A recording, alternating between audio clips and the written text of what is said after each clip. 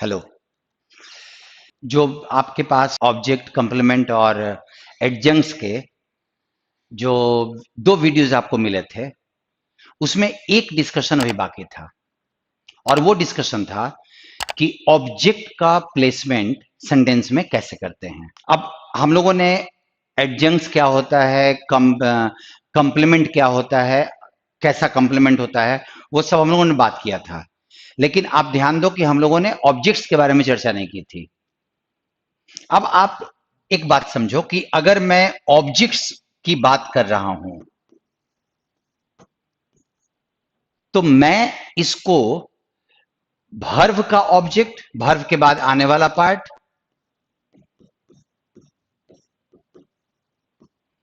और प्रीपोजिशन का ऑब्जेक्ट जो प्रीपोजिशन के बाद आएगा, वो उसको हम प्रीपोजिशन का ऑब्जेक्ट मानते हैं। वर्ब के बाद आने वाले पार्ट को हम लोग वर्ब का ऑब्जेक्ट और प्रीपोजिशन के बाद। लेकिन ये वर्ब जिसका ऑब्जेक्ट होता है वो ट्रांजिटिव वर्ब होता है। ट्रांजिटिव वर्ब प्रीपोजिशन के साथ कोई प्रॉब्लम नहीं है, क्योंकि प्रीपोजिशन में ट्रांजिटिव और इंट्रांजिटिव तो होता नहीं है। सो इन वर्ब्स के ऑब्जेक्ट के वर्ब और प्रीपोजिशन के ऑब्जेक्ट के प्लेसमेंट की हम लोग बात कर रहे हैं। उस प्लेसमेंट पे जाने के पहले मैं अगर आपको एक चीज बताऊं कि ऑब्जेक्ट का मतलब, हमें जो आदत पड़ी हुई होती है कि, और ये सब चीजों में लागू होता है, कंप्लीमेंट में भी लागू होता है। हम लोगों ने देखा था कि वाज का कंप्लीमेंट पूरा सेंटेंस भी हो सकता है। तो वैसे ही तुम्हारे वर्ब के भी, अगर मैं इन ऑब्जेक्ट्स की बात करूं तो ये पूरा सेंटेंस भी हो सकता है ऑब्जेक्ट। अब जैसे आई सॉ अ मैन लिखा मैंने, तो चूंकि ये सी के व्हाट का या हुम का जवाब दे रहा है, तो हम ये बाय डिफॉल्ट मान लेंगे कि बहुत आसानी से मान लेंगे कि मैन इस सी का ऑब्जेक्ट है। बट अगर मैं लिखूं I saw that he is weeping,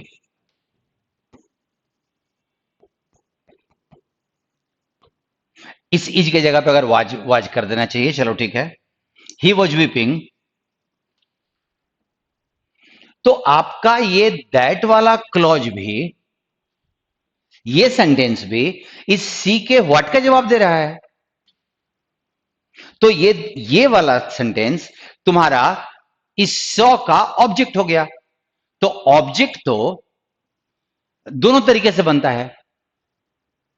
word भी हो सकता है, अगर मैन से जुड़ा हुआ कोई फ्रेज भी होता है तो वो भी तुम्हारा को ऑब्जेक्ट हो जाएगा। आई सॉ मैन, अगर मैं यहां पे लिखूं हु वॉज वीपिंग,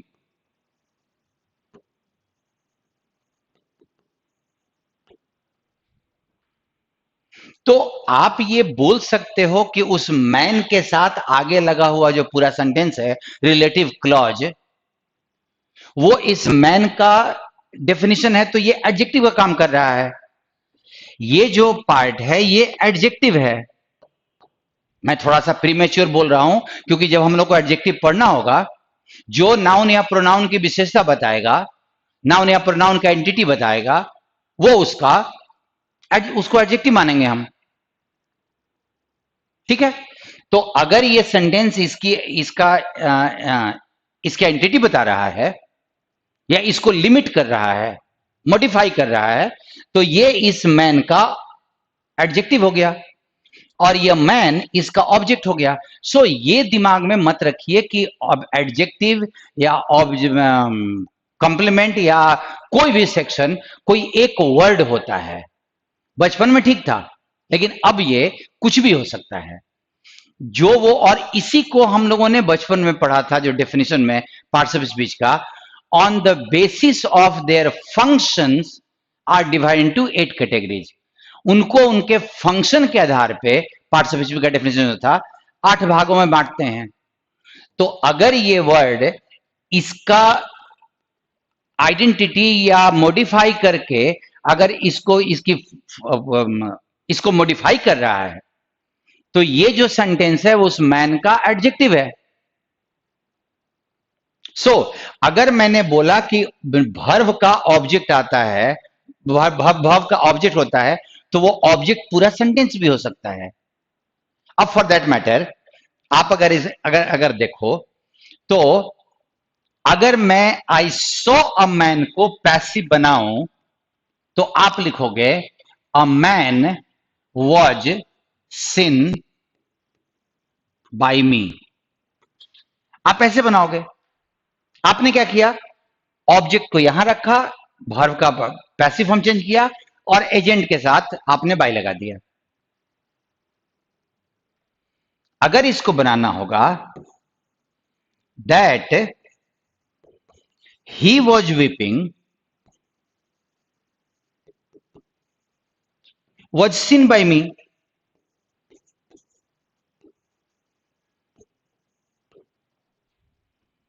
ये भी पैसिव सही है। जैसे हमने मैन को यहां पे सब्जेक्ट की जगह पे रखा, वहां पे इस बार पूरे सेंटेंस को रखूंगा मैं सब्जेक्ट की जगह पे। क्या दिक्कत है?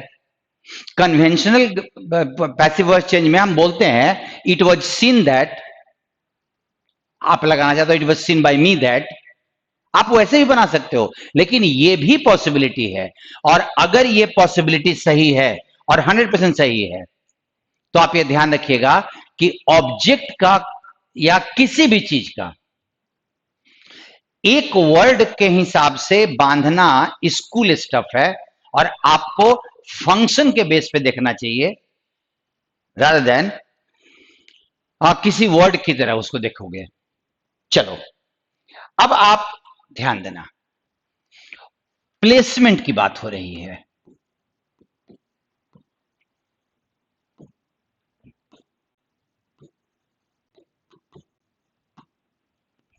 जब भी हम लोग प्लेसमेंट की चर्चा करेंगे और ऑब्जेक्ट में आपको जो मुझे डिस्कस करना था वो ये नहीं कि ऑब्जेक्ट क्या होता है। हम लोग ऑब्जेक्ट में जिस दिन हम लोग वॉइस पढ़ेंगे, और वॉइस का पूरा वीडियो आपके मैंने अपलोड कर दिया है, वॉइस का डिटेल्ड में एक्सप्लेनेशन अपलोड है मेरे चैनल पे। 6 या 7 वीडियोस में मैंने वॉइस को पूरी तरह से अच्छे से एक्सप्लेन किया है। आप उसको, अगर वॉइस में कंसेप्ट में दिक्कत होगी तो आप उसको देख लो। आपके पास प्लेसमेंट के हिसाब से जब भी बात आएगी तो आपका प्लेसमेंट दो तरह का होगा, एक एट्रीब्यूटिव और दूसरा प्रेडिकेटिव। जैसे हम लोगों ने सब्जेक्ट के प्लेसमेंट की बात की थी, वैसे ही ऑब्जेक्ट के प्लेसमेंट की बात होगी। आप याद करना कि सब्जेक्ट का एट्रीब्यूटिव प्लेसमेंट, ये एट्रीब्यूटिव मतलब बिफोर अपने रिलेटेड वर्ड से, और इसका मतलब आफ्टर। तो सब्जेक्ट का कनेक्शन था वर्ब से, तो वर्ब के पहले अगर सब्जेक्ट रखा जाएगा तो एट्रीब्यूटिव, वर्ब के बाद रखा जाएगा जिसमें हम लोगों ने इन्वर्सन आदि पढ़ा था तो वो प्रेडिकेटिव था।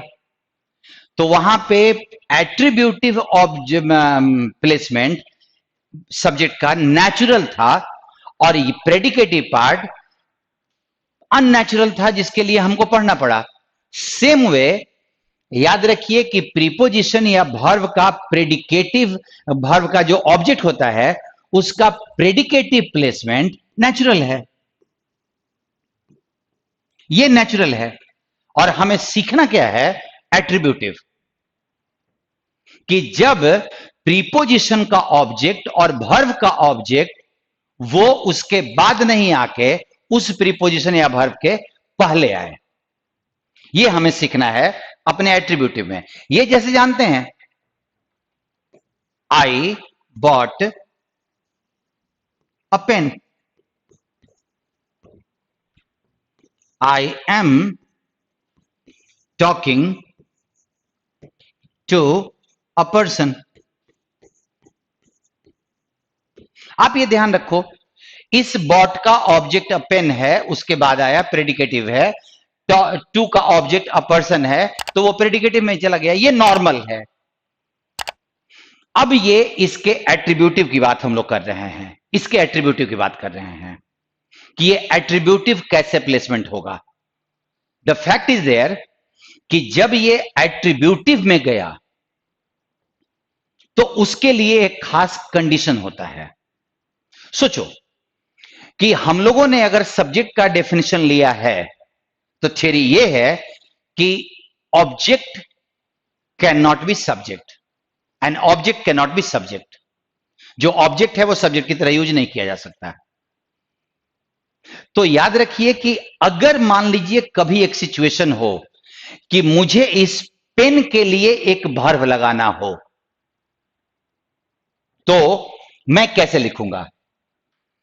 अगर मैंने लिखा आई बॉट अ पेन, ये मेरा नॉर्मल है। अब मुझे इस पेन के लिए पेन को सब्जेक्ट बना के एक वर्ब लगाना है, तो मैं ऐसे तो नहीं लिख सकता ना, I bought a pen is nice, ऐसे तो लिख नहीं सकता। तो इसका बचपन में एक सिंपल सिंपल स्ट्रक्चर में क्या हो सकता है कि मैं लिखूं आई बॉट अ पेन, और इस पेन के लिए मैं एक रिलेटिव प्रोनाउन लगाऊं दैट इज कॉल्ड विच। और अब मैं लिखता हूं विच इज नाइस। आप लोग ध्यान दें कि यहां जो इज का सब्जेक्ट है वो पेन नहीं है, विच है। वो पेन नहीं होगा। हाँ, मैंने इसीलिए रिलेटिव प्रोनाउन लगाया कि वो रिलेटिव प्रोनाउन अपने एंटीसीडेंट के साथ आता है, एंटीसीडेंट के बगल में आता है, और उसका मीनिंग भी वही निकलता है जो एंटीसीडेंट का है।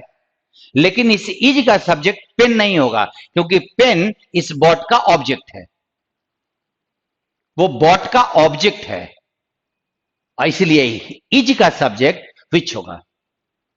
सो रिमेंबर कि ये मेरा एक तरीका था कि मैं इसको सिंप्लीफाइड स्ट्रक्चर में ऐसे लिख दूं। दूसरा जो आपको सीखना है वो ऐसे है कि मैं उस पेन को नॉर्मली सेंटेंस के शुरू में रखूं। मैंने द पेन को लिखूं यहां पे, और उसके बाद मैं एक रिलेटिव क्लॉज लगाऊं, वो हु विच दैट वाला, और ऐसे लिखूं that I bought is nice. आप इस स्ट्रक्चर को थोड़ा सा ध्यान दो। The pen that I bought is nice, इस ये पेन इस इज का सब्जेक्ट है। और अगर अपने रिलेटिव प्रोनाउन की बात की जाए तो इस रिलेटिव प्रोनाउन में ये सब्जेक्ट है, ये वर्ब है, और ये जो दैट है जो इक्वल टू पेन है वो इसका ऑब्जेक्ट है। इसको मैंने क्यों यहां पे रखा दैट को? क्योंकि रिलेटिव प्रोनाउन जिस एंटीसीडेंट के साथ, जिस एंटीसीडेंट के लिए आता है उसके बगल में रखा जाता है। ठीक है?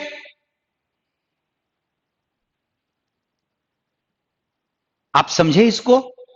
अब आपका जो किसी भी तरीके से देखो तो इस बॉट का ऑब्जेक्ट पहले आ गया, या इस बॉट का जो ऑब्जेक्ट था वो यहां आ गया, और ये है एट्रीब्यूटिव। कॉम्प्लिकेशंस कहां पैदा होते हैं इस पार्ट में? आपका ये अगर स्ट्रक्चर देखा जाए तो स्ट्रक्चर बहुत मुश्किल नहीं है। रिलेटिव प्रोनाउन का एक रूल होता है, रिलेटिव प्रोनाउन का एक रूल है कि अगर आप रिलेटिव प्रोनाउन मीन्स हुम, विच या दैट, मैं तीन ही वर्ड बोल रहा हूं, हुम, विच या दैट, अगर आप इसको इस्तेमाल कर रहे हो और ये ऑब्जेक्ट है तो आप इसको नहीं भी लिख सकते हो, ये आपकी मर्जी पे डिपेंड करता है। आप दैट लिखो तो भी ठीक है, दैट ना भी लिखो तो भी ठीक है, आपकी मर्जी पे डिपेंड करता है।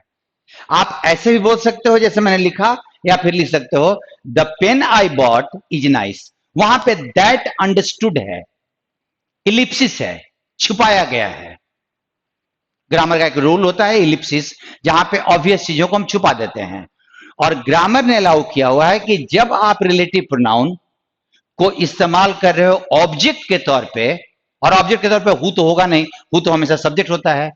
तो आप विच इस्तेमाल करोगे, दैट इस्तेमाल करोगे, और पर्सन होगा तो कभी कभार हम हुम भी इस्तेमाल करते हैं।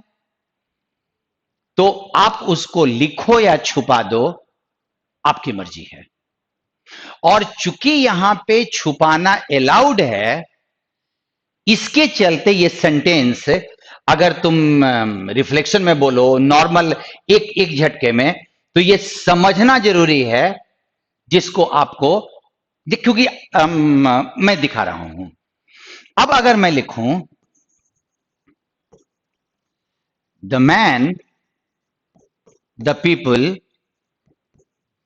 अब अगर मैं ऐसे लिखा तो आप में से मैक्सिमम लोगों को मैक्सिमम लोगों का रिएक्शन सीधा आएगा कि ऐसे कैसे लिखा जा सकता है दो नाउन अगल बगल में। बट जरा ध्यान रखिए कि ऐसा भी तो हो सकता है कि ये दैट यहां छुपा हुआ हो।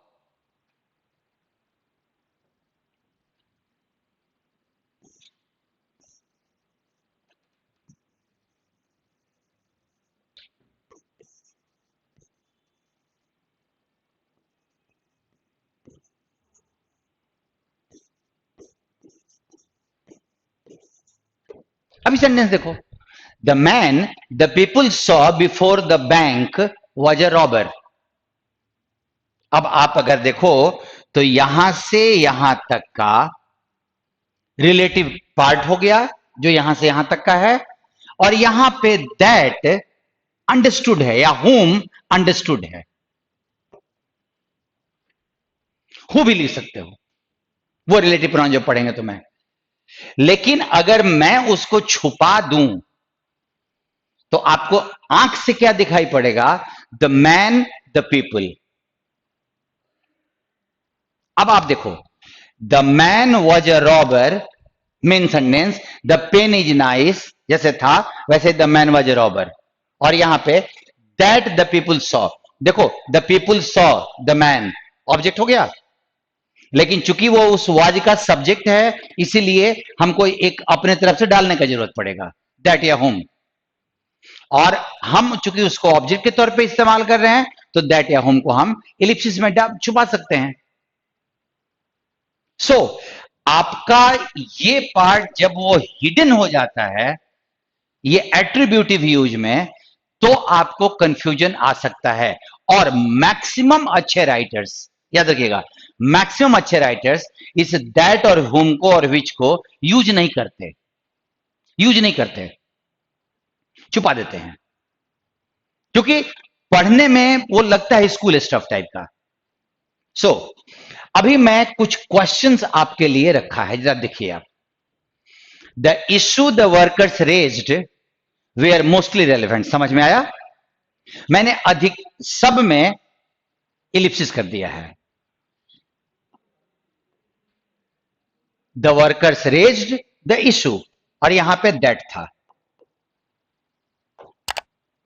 And the issues were mostly relevant. यहां भी देख लो, इन द पार्लियामेंट, ये तो मैंने प्रीपोजिशनल फ्रेज अलग से डाल दिया है। The bills the government got pass the bills, and the bills received a severe criticism. देखिएगा आप ध्यान से यहां तक का अलग।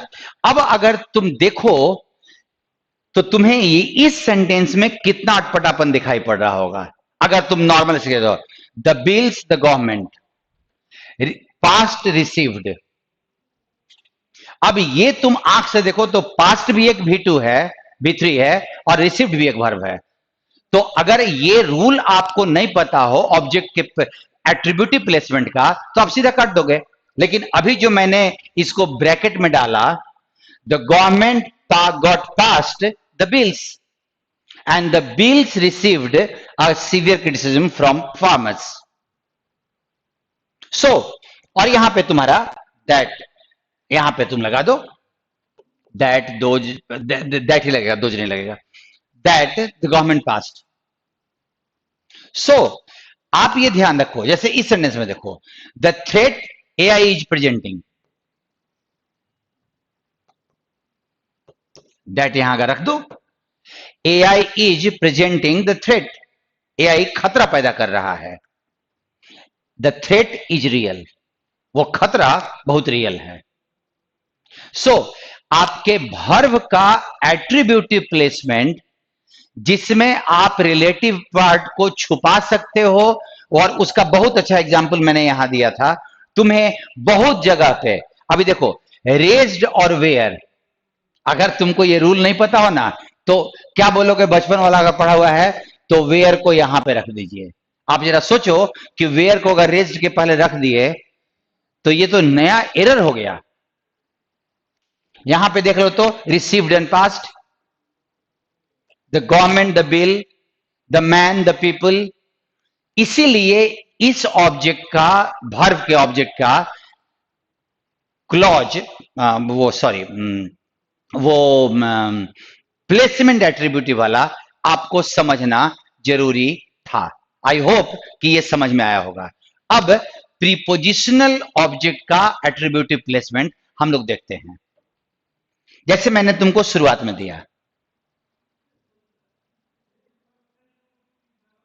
यहां पे I am talking to a person. अब मान लो कि इस प्रीपोजिशन का ये ऑब्जेक्ट था। अब सेम वे अगर इसको भी बनाना हो, एक वर्ब का सब्जेक्ट, तो वही काम करना होगा। आपने बेसिकली थियरी ठीक से पढ़ा है, वो वही काम करना होगा। बस एक चीज का ध्यान रखना है, जिसके चलते इसको आपको समझना है। अब आपने लिखा द पर्सन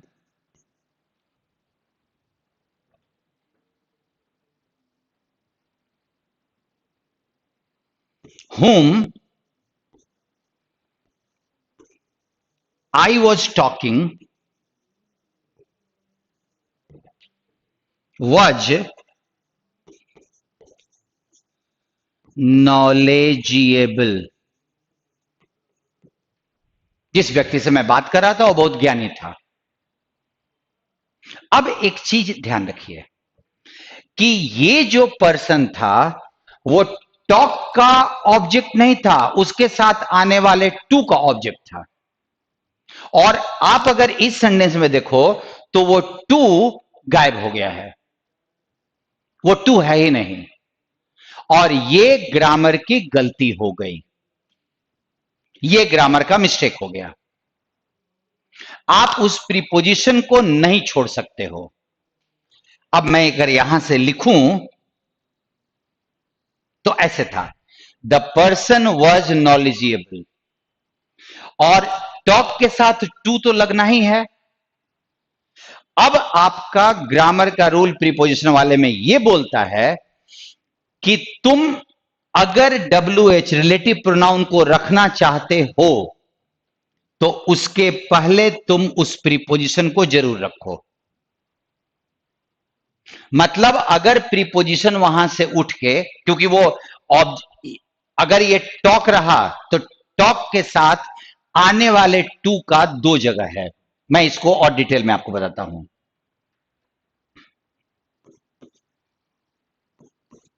द पर्सन, थोड़ा स्पेशल लेता हूं, आई वॉज टॉकिंग वॉज नॉलेजेबल।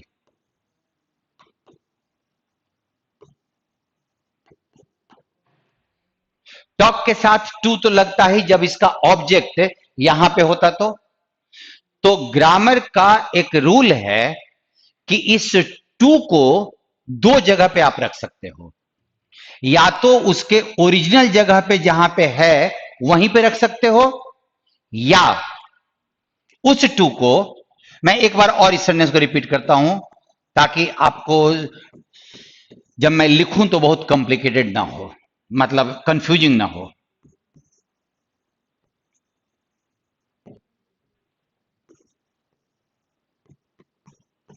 आप ध्यान दीजिएगा कि इसको मैं दो जगह पे रख सकता हूं। एक तो कि जिसका जो प्रीपोजिशन है वहीं रहे, और नहीं तो ये प्रीपोजिशन अगर मुझे अपने तरफ से रिलेटिव प्रोनाउन लगाना है तो मैं उसके पहले रखूं, टू हुम, मैं उसके पहले रखूं। अब ग्रामर का रूल ये बोलता है कि अगर प्रीपोजिशन को तुमको यहां पे रखना है तो उसके बाद ये रिलेटिव प्रोनाउन रखना जरूरी होगा, कंपलसरी है। ठीक है, कंपलसरी है। और अगर प्रीपोजिशन को अपने ओरिजिनल जगह पे रखते हो तो यहां का जो WH है रिलेटिव प्रोनाउन, आप उसको हटा भी सकते हो, कोई दिक्कत नहीं है। सो इस सेंटेंस को होगा the person I was talking to was not eligible. यहां पे टू जहां पे था ओरिजिनल जगह पे, वो वहीं पे रह जाएगा। लेकिन अगर उस टू को यहां उठाओगे तो ऐसे लिखना पड़ेगा the person to whom I was talking was not eligible. अब आपको जो भी कंफर्टेबल लगे, लेकिन अधिकतर राइटर हायर लेवल पे, अच्छे लेवल पे इसी स्ट्रक्चर को प्रेफर करते हैं, क्योंकि ये टू हुम लगाना उनके पॉइंट ऑफ व्यू से बहुत अच्छा नहीं रहता है। जैसे देखो, the room, sorry, the man went into was very big. Go into the room, room को मैं वहां से उठाया, यहां बनाया, क्योंकि इस रूम को इस वर्ब का सब्जेक्ट बनाना था, मैंने बना दिया। और मुझे रिलेटिव प्रोनाउन नहीं लगाना था तो मैंने इनटू को वहीं छोड़ दिया। या मैं वहां से इनटू हटाऊं तो मुझे लगाना पड़ेगा इनटू विच। अगर वहां से इनटू हटाऊं तो मैं बोलूंगा the room into which the man went was very big. वो आदमी जिस रूम में गया वो बहुत बड़ा था। हम लोग कैसे बोलते हैं, आदमी जिस रूम में गया, इनटू विच ही वेंट, या फिर इनटू अपने जगह पे और यहां से आप रिलेटिव प्रोनाउन को हटा दो।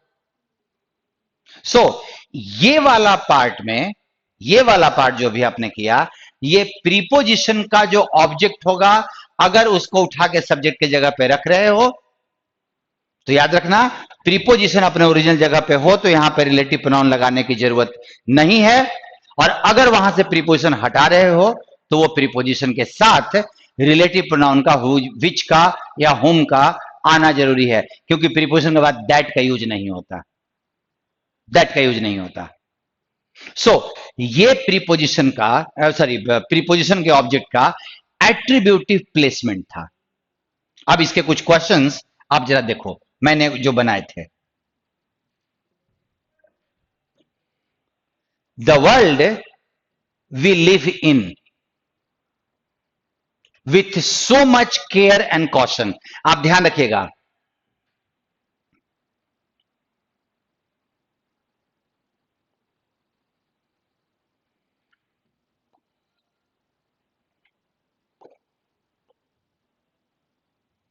आप ये ध्यान दो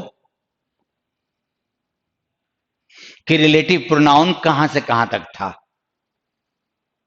हम ऐसे बोल सकते हैं द वर्ल्ड इन विच, हम ऐसे तो बोल ही सकते हैं, we live with so much care and caution the world is itself disintegrating. जिस दुनिया में हम इतने प्यार से रहते हैं वो दुनिया खुद बर्बाद हो रही है, बहुत सावधानी से रहते हैं। सो या तो इनको यहीं छोड़ो, विच को गायब कर दो, या फिर इनको यहां से उठा के विच के साथ रखो। इस सेंटेंस को देखो, you should always rely on your self analysis, people seldom resort to. इसमें मैंने चेंज किया है थोड़ा सा स्ट्रक्चर। मैंने शुरुआत में वो रिलेटिव प्रोनाउन वाला स्ट्रक्चर नहीं डाला। मैं क्या बोला, you should always rely on your self analysis, और यहां पे था टू विच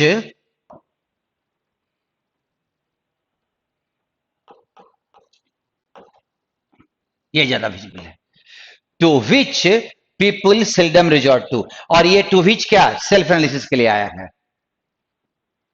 अब ये खुद ऑन का ऑब्जेक्ट था, तो ये अगर सब्जेक्ट होता तो इसके लिए वर्ब लगाते, लेकिन ये तो खुद ऑन का ऑब्जेक्ट था, तो इसको सब्जेक्ट अभी नहीं बनाना है। मैं अभी लिखा to which people syllable resort to, या अगर ये रखना है तो आप रखिए, तब यहां से टू हटाइए, अदरवाइज टू को उसके जगह पे छोड़िए और यहां से रिलेटिव प्रोनाउन को गायब कर दीजिए। और अगर गायब कीजिएगा तो क्या दिखाई पड़ेगा?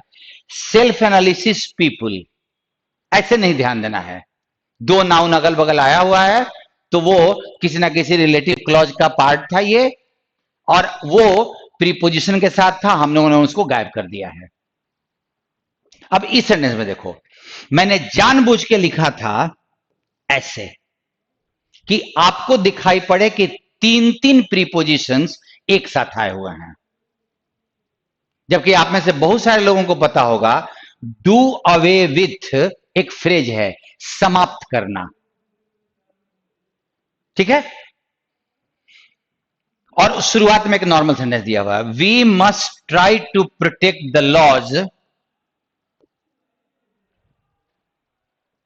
Laws from being extinct. ध्यान रखना, अगर मैं तुमको ये लिखूं तो यहां से तुम्हारा ये पार्ट फ्रॉम बीइंग एक्सटिंक्ट, ये तुम्हारा मेन सेंटेंस था, और डू अवे विथ का जो ऑब्जेक्ट था वो चला गया लॉ। लॉ को, अच्छा, डू अवे विथ का मतलब होता है समाप्त करना, फिनिश। तो हमें उस लॉ को प्रोटेक्ट करना चाहिए जिसको लीडर्स समाप्त करने की कोशिश कर रहे हैं। अब या तो हम यहां पे, एक्चुअली ये वर्ब का हो गया था, विच मैं रखूं, ये एक्चुअली वर्ब का ऑब्जेक्ट हो गया था, प्रीपोजिशन तो दिखाई पड़ रहा है। ओरिजिनल था we must try to protect the law from being instinct, मतलब विलुप्त होने से रोकना चाहिए, which the law which the leaders wish to do away with, जिसको लीडर खत्म करना चाहते हैं। सो ये विच लगाना था और कोई प्रीपोजिशन नहीं लगेगा, सॉरी, ये वर्ब वाले पार्ट में आना चाहिए था। बट आप ये ध्यान दो कि ऑब्जेक्ट को हम उस वर्ब के बाद आने वाले के जगह पे मैं उसको शुरू में रख के सब्जेक्ट बना के उसका एक वर्ब डाल सकता हूं। यहां पे रिलेटिव प्रोनाउन अगर वो ऑब्जेक्ट में है तो उसका रखना नहीं रखना आपकी मर्जी है। और मैंने अभी बोला प्रीपोजिशन के साथ भी, अब प्रीपोजिशन के साथ ये रूल है कि अगर आपने रिलेटिव प्रोनाउन को यहां रखा तो प्रीपोजिशन शुरू में आएगा, और अगर प्रीपोजिशन को यहां से यहां पे वहीं पे छोड़ा ओरिजिनल जगह पे तो वो रिलेटिव प्रोनाउन को आप हटा सकते हो। सो ये पार्ट था वर्ब का एट्रीब्यूटिव प्लेसमेंट, सॉरी, ऑब्जेक्ट का एट्रीब्यूटिव प्लेसमेंट। अब अगर मैं आपसे कंक्लूड करूं तो ऑब्जेक्ट क्या होता है, कंप्लीमेंट क्या होता है, कंप्लीमेंट कहां कहां यूज होता है लिंकिंग वर्ब शादी के साथ, एडजंक्ट्स क्या होते हैं, दैट इज एडवर्बियल्स, ऑब्जेक्ट को प्लेस कैसे किया जाता है, एंड ऑब्जेक्ट और कंप्लीमेंट का फॉर्म वर्ड का भी हो सकता है, सेंटेंस का भी हो सकता है, फ्रेजेस का हो सकता है। अगर ये सारी बातें आप दिमाग में रखेंगे, सब्जेक्ट कहां होता है, कैसे आता है, अगर ये बातें आप अगर अपने दिमाग में रखेंगे तो अब ग्रामर का वो बेसिक्स आपका पार्सिंग के पार्ट में कंप्लीट हो गया। अब इसके बाद आपको किसी भी सेंटेंस के बेसिक स्ट्रक्चर को खोजने में आपको दिक्कत नहीं आएगी, कभी नहीं आएगी। बट इसका प्रैक्टिस आपको करना होगा पहले, समझने से ऐसा नहीं होता कि आप हर जगह पे निकाल पाओगे। आप अगर आप खोजने की कोशिश करते हो तो वो बन जाएगा, दिखेगा वो। अब हम लोग इसके बाद एडजेक्टिव के प्लेसमेंट की बात करेंगे, एडजेक्टिव के कैरेक्टर की बात करेंगे, उसको सेंटेंस में प्लेस कैसे किया जाता है ये बात करेंगे। और एडजेक्टिव के प्लेसमेंट के बाद मैं आऊंगा प्रीपोजिशन प्लस एडवर्ब, क्योंकि प्रीपोजिशन का जो यूज होता है ना, वो जब फ्रेज बनाता है तो वो एडवर्बियल्स की तरह यूज किए जाते हैं नॉर्मली। सो आपका अभी बेसिक पार्ट खत्म हो गया, अब इसमें जुड़ने वाले पार्ट्स, क्योंकि सेंटेंस का तो बेसिक पार्ट होता है सब्जेक्ट वर्ब और ऑब्जेक्ट या सब्जेक्ट वर्ब कंप्लीमेंट, ये उसका बेसिक पार्ट है। अब उसमें एडजेक्टिव एडवर्ब्स को जो जोड़ा जाता है, बाहर से जोड़ते हैं, वो बेसिक पार्ट में नहीं आते हैं। उनको अगर आपने समझ लिया एंड देन आपने कंजंक्शन का, क्योंकि प्रीपोजिशन तो एडवर्ब्स में आ जाएगा, कंजंक्शन आपने समझ लिया, तो अब दुनिया के किसी भी सेंटेंस के पार्सिंग में आपको कोई परेशानी नहीं आएगी। आई होप कि आपने इसको एंजॉय किया होगा। और अगर कुछ आपको लगा हो, आप कुछ बताना चाहते हो, तो मेरे को लिखो, मैं आपके कमेंट्स को ध्यान से देखता हूं, आपके हर लोगों के कमेंट्स को मैं देखता हूं, अच्छा बुरा जो भी होता है। Thank you, see you then.